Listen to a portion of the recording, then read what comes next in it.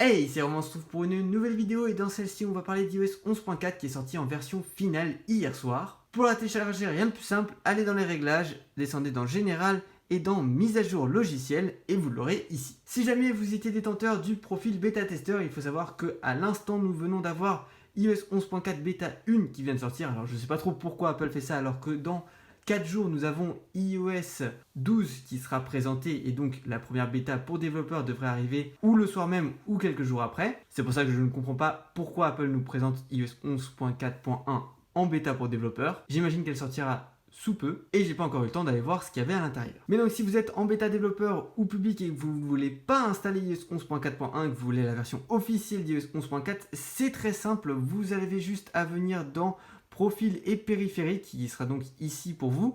Vous supprimez le profil de développeur pour la bêta test, vous redémarrez votre appareil et vous ouvrirez mise à jour logiciel et là vous aurez la mise à jour qui fera normalement 2 Go. Cette mise à jour apporte quelques nouveautés et surtout pas mal de corrections de bugs. Alors pour voir toutes les nouveautés et les corrections de bugs, il y aura une deuxième vidéo avec un récapitulatif de toutes les nouveautés d'iOS 11.4 qui sortira pas longtemps après celle-ci. Et du coup dans celle-ci, on va voir s'il faut l'installer sur chacun des appareils que vous pouvez voir ici. Comme vous pouvez le voir, j'ai donc l'iPhone 5S, 6, 6S, SE, 7, 8 et 10, donc tous les modèles en iOS 11.4. On va voir pour chacun d'entre eux, est-ce qu'il faut l'installer ou non. Quand je parle par exemple du 6, je parle aussi du 6 Plus. Quand je parle du 6S, du 6S Plus aussi, c'est à peu près les mêmes choses puisque le Plus est un petit peu meilleur que le modèle de base, mais il n'y aura pas de changement entre les deux, du moins normalement. Et puis de toute façon, je n'ai pas les autres modèles Plus hormis le 6S, donc je ne pourrais pas tester pour ça, mais fiez-vous au modèle qui correspond à votre modèle Plus. En règle générale, iOS 11.4 est plutôt une bonne mise à jour au niveau de la fluidité.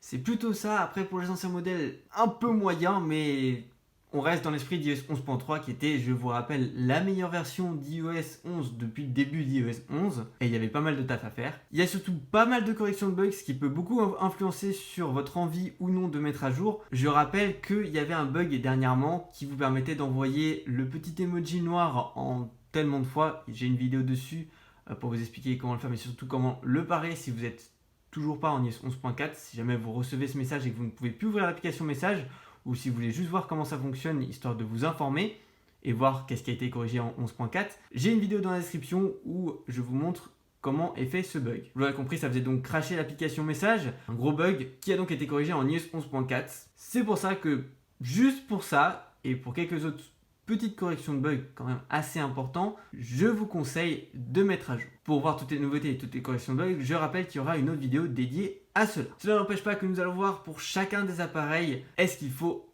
installer iOS 11.4 ou non. Pour chacun des iPhones, je vais vous montrer les résultats de Geekbench, une application que vous pouvez télécharger dans l'App Store qui coûte 1,09€. Elle vous permet de tester les performances pour votre appareil pour chaque version. Donc ici en 11.4 sur un iPhone 5S, ce sont les résultats qu'on va avoir. Vous pouvez bien évidemment les comparer avec les vôtres si vous utilisez l'application. Il faut savoir que cet iPhone est quasiment vide comme la plupart de mes appareils de test. Je mets quelques applications, quelques réseaux sociaux que je peux utiliser, quelques petites applications supplémentaires histoire de le charger un petit peu, mais peut-être pas autant qu'un téléphone personnel. Petite parenthèse, vous l'aurez donc compris, mes tests sont donc sur les appareils de test, pas réellement personnels, donc ils sont assez représentatifs mais pas totalement comparés à une utilisation personnelle que vous pourriez avoir sur votre appareil. Donc prenez au sérieux ce que je dis, mais faites-vous vous aussi une idée en fonction de votre utilisation et en fonction de mes conseils avec mon utilisation. Pour ce qui est de la fluidité, c'est pas trop mauvais et il se trouve que sur l'iPhone 5S, la batterie est un petit peu meilleure.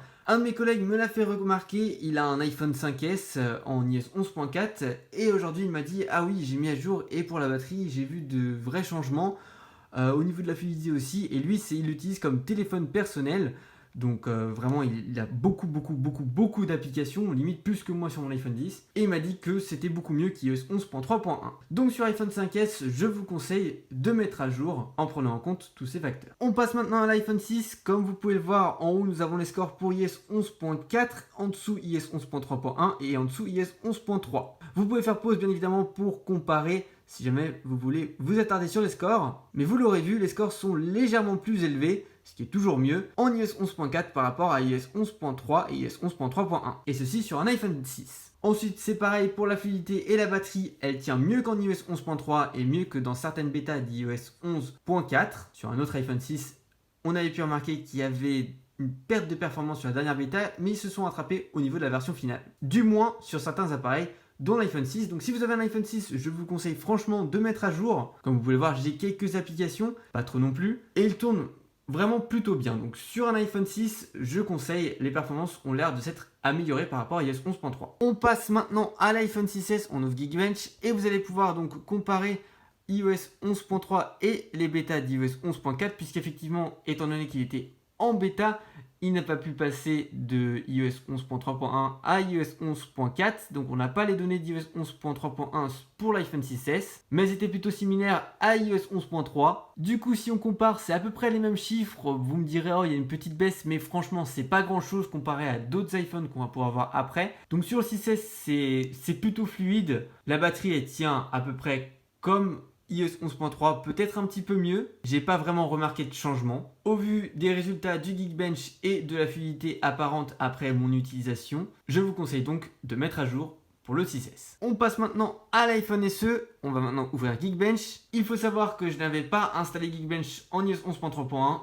Désolé, j'avais totalement oublié. Et du coup, en 11.4, ce sont donc les scores que j'ai obtenu. Il faut savoir qu'il est plutôt vide, on a peut-être 5 ou 6 applications téléchargées depuis l'App Store, peut-être un petit peu plus. Donc pour les résultats, je peux pas trop les commenter vu qu'on n'a pas de comparaison avec une autre version, mais pour ce qui est de la fluidité, honnêtement, le SE ne me déçoit pas du tout. Pour la batterie, je dirais que c'est peut-être légèrement moins bien, ou pareil qu'iOS 11.3.1. J'avoue que pour cet appareil aussi, j'ai pas trop vu de différence. Mais en tout cas, pour la fluidité, c'est très fluide. Vous pouvez donc mettre à jour si vous avez un iPhone SE. Et là, on va donc arriver au modèle qui fâche, l'iPhone 7. Les tests, comme vous allez pouvoir le voir en iOS 11.3 et iOS 11.4, et puis en dessous 10.3, mais c'est pas ça qu'on va comparer. Entre 11.3 et 11.4, on a une petite différence, mais ça se ressent à l'utilisation. Je le trouve beaucoup moins fluide en iOS 11.4 qu'en iOS 11.3. Je trouve que l'iPhone 7, c'est celui qui a le plus de problèmes de fluidité en ce moment avec les dernières versions d'iOS. Du coup, si vous avez un iPhone 7, je vous conseille pas forcément de mettre à jour. Après, c'est sûr que pour se préserver des failles de sécurité et des bugs qu'on peut avoir, c'est toujours une bonne idée de mettre à jour. Surtout que les performances ne sont pas non plus catastrophiques. Donc vous pouvez mettre à jour, mais je ne vous le recommande pas non plus à 100%. Pour l'iPhone 8, c'est pareil que l'iPhone 7. Et oui, pour l'iPhone 8 aussi. Mais là, c'est pire que iOS 11.3.1, vous pouvez le voir sur les scores, iOS 11.4 est limite catastrophique en multiscore. Je sais pas ce qui s'est passé pour l'iPhone 8, mais c'est beaucoup moins bien. Après, il reste quand même très fluide, vous inquiétez pas, l'iPhone 8 reste un très bon smartphone.